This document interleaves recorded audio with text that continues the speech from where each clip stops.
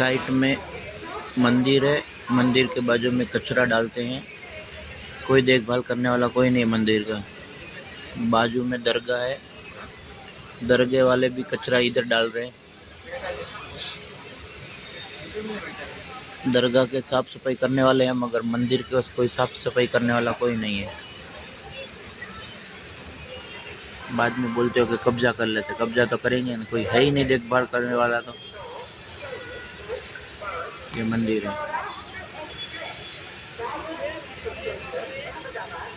Gog महाराज का है।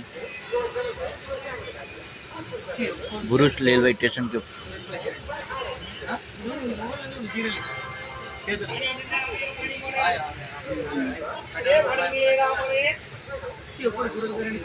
Bharuch railway station के पास, रेलवे स्टेशन के ही कचरा डालते हैं पूरे के पूरे।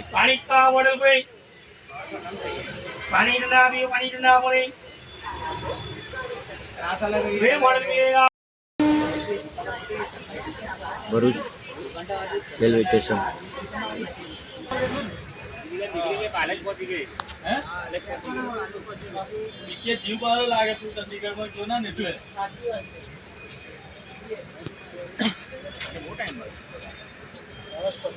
एंजिन पकड़ू छे यार हाँ